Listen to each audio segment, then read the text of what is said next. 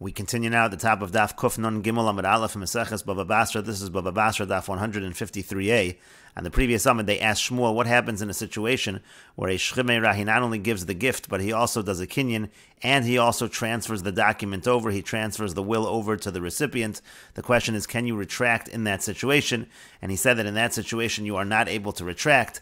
That's considered to be an enhancement of the kinyan. And the Gemara now continues and says, Sovra Minei, they thought to say, Hani Mili La'acher, that when he says it's irrevocable, it means you can't transfer it to someone else. Avali Atzmo Lo, but let's say he wants to keep it for himself, meaning the person, the Shchimeirah who's giving the gift, he wants to take back the gift, so then that would not apply. He would be able to take back the gift.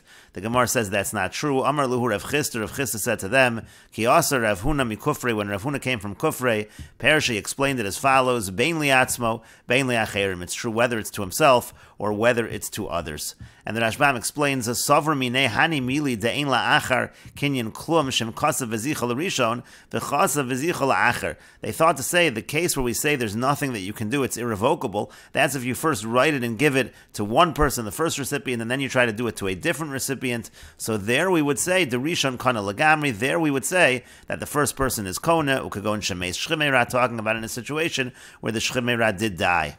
Avol liatzmo, but they thought to say, let's say it's with regards to himself, Yachol lachzor bo, so they thought it is revocable when it comes to the person who's giving the gift. Imiyamod mecholio lo kana rishon, meaning if he would recover from his illness, then the first person would not acquire the gift. Shalohaya kinyan ela machmas misa, because the kinyan is only because of the fact that he thinks he's going to die. But the Gemara said, Amar Lehu Rav Chisda said to them, Bein la'acher, bein la'atzmo, it doesn't matter if it's to others or himself.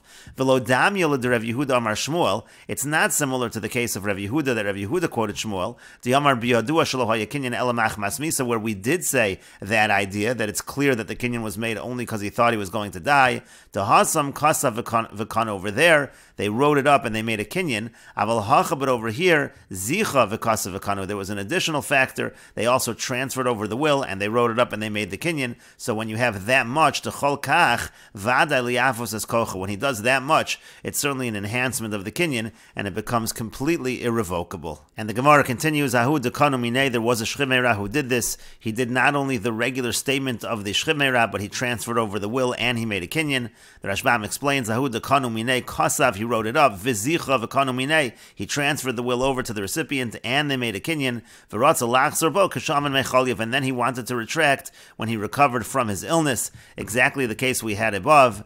And the Gemara says, Asa l'kami de Rav Huna, he came before Rav Huna, Amar, he said, My avidlach, what can I do for you? To lo aknes kidemaknu inshi, you didn't make the kinyan in the normal fashion because you did it with all of these extra components, because you did it by transferring over the will and making that kinyan, that strengthens the kinyan and it becomes irrevocable. You're not able to retract on the gift that was given. The Rashbam explains, kidemaknu inshi shchimeirah hanosen la'achar misa ladas sheyachzru behenim yamdu. When you have a shchimeirah normal situation, they're giving it with the idea that they should retract if they recover. Shekosvin, they write it, o maknin, or they're going to do some kind of kinyan, o kosvin o maknin, or maybe they'll write it up and do the kinyan. Avalataka savda vizochi saveknisa, but you went ahead and you wrote it up and you transferred the document over and you made a kinyan. To havada shmol modi ben la'atzma ben la'acher. There certainly we're going to say it doesn't matter if it's to himself or others, it becomes completely irrevocable in that situation. And the Gemara continues, Ahi matanta, there was a gift that was given by a shchimeirah to have a kasaba b'chayim uv'mavis, and written into the gift it said,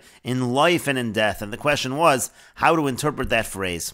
Rav Amar Rav says, Harei kematna shchimeirah, that's just like the gift of a shchimeirah, meaning the intention is to give it under the assumption that he's going to die, and if he recovers, he would be able to retract, according to Rav. Ushmuel Amar, and Shmuel says, Harei kematnas bari, it's considered like the gift of a healthy person, and therefore it's irrevocable, it doesn't matter if he recovers, it is still considered to be a gift. And the Gemara explains, Rav Amar Harehi Kamatna Shchimeirah. Rav says it's a Matna Shchimeirah, Midichsib Ba B'maves, because it says it's talking about death. Achar Misa Kamarle. Why is he mentioning B'maves? The idea is that he wants the gift to take place after he dies. V'haidichsib B'chayim. Now, why did he write in there with the word B'chayim in life? Simin Bi'alma D'chai. He's just writing it like an omen. He wants to have good fortune that he will live. Once he's mentioning his death, he also wants to mention the word life, but really we're we're supposed to look at this as a regular matna shchimera. He's saying that he's giving it because of the fact that he thinks he might die, and therefore if he recovers, it will not be a gift. That's the opinion of Rav. Shmuel says, Harei kematnas bari, it's considered like the gift of a healthy person, which means that it's a gift that takes place right now, it's irrevocable. Because it says b'chayim. Mechayim kamer, he means that he's giving it while he's alive. V'hai dechasav u'b'maves, and the reason why he wrote the word b'maves, kiman d'amar me'atav yad olam, that's like saying it's a gift forever, it's from now and for eternity. This gift is a permanent gift that I am giving to the recipient. And the Gemara continues, Amri Nahardoi, they said in Nahardoi, Hilchasa Kivasi Derav, the halach is like Rav. Again, in a situation where it's written B'chayim Uv'maves, we follow Rav and we say it's a matna shchimera, and it is considered to be revocable. Amar Rava says, V'ksiv ba mechayim, if the word mechayim is written there, so then it will be a kinyan. It's going to be a kinyan while he's alive. He's not able to retract it. It's not revocable according to Rava. It seems that Rava is disagreeing with Nahardoi. Rava seems to be following Shmuel, that we say it's like a matnas bari. Amar Amemar says, less hilchasa kivase de Rava, the halach is not like Rava. Like we just said above, Nahardoi said the halach is like Rav and not Shmuel, and therefore the halach is not like Rava. Amar le Rav Ashi said to him, he said to Amemar, Amar le Rav Ashi li Amemar pshita, Rav Ashi said to Amemar, it's obvious, of course the halacha is not like Rava. Deha Amri Nahardoi hilchasa kivase de Rav, because Nahardoi just said the halacha is like Rav, and Rava seems to be going like Shmuel.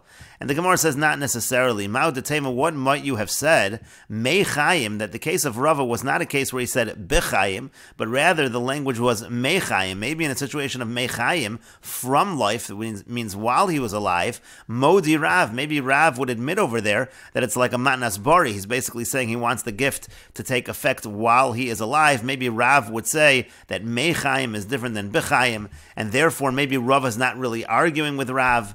Gemara says, Kamash Malan, that's what he's teaching us. He's teaching us that Mechayim, Bechayim is the same thing. Therefore, Rava is arguing with Rav, and so again, we paskin like Rav. We say it's considered to be a matna shchimera, and if the person recovers, then the gift is revoked. And the Gemara continues, Hahu da'asa l'kami de Rav Nachman l'Nahardoi. There was a case just like this that came before Rav Nachman in Nahardoi, meaning it was written b'chayim uv'mavis. So the question is it like a matna shchimera, like Rav says, and it's revocable, or do we follow Shmuel and we say that it's not revocable even if he recovers? Shadri l'kami de Rav Yirmiyah bar Abba l'Shum Tamya. So Rav Nachman sent the case to Rav Yirmiyah bar Abba in Shum Tamya.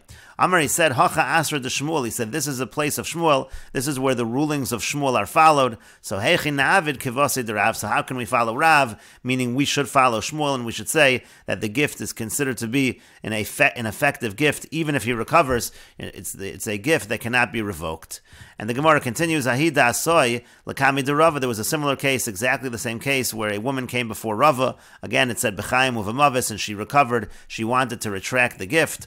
Avad la Rava Kishmaite, and Rava ruled for her according to the way he rules. He follows Shmuel and says she's not able to retract on the gift.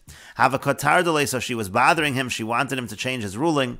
Amar Leila Rav Papa Berei de Rav Chanan Safre. So Rava said to Rav Papa, the son of Rav Chanan, who was his scribe, he said, Zil Ksovla, he said, go write a document for her that says that she's able to take back the gift. However, put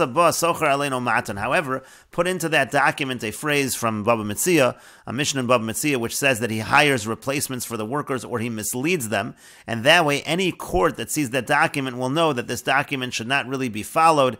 And that's the idea of omatan. The idea is we're trying to mislead her. We'll make her think that we're letting her take back the gift, but really we're not letting her take back the gift. This was a way to try to convince the woman that he was agreeing with her, but really she would not realize that he put this line into the document, but she did realize what was going on. So Amra, she said, Litva Arbe, she said that his ship, referring to Rava's ship should sink atuye kamatisli, because he's trying to mislead me. Since you're trying to mislead me, this was a curse that she gave to Rava.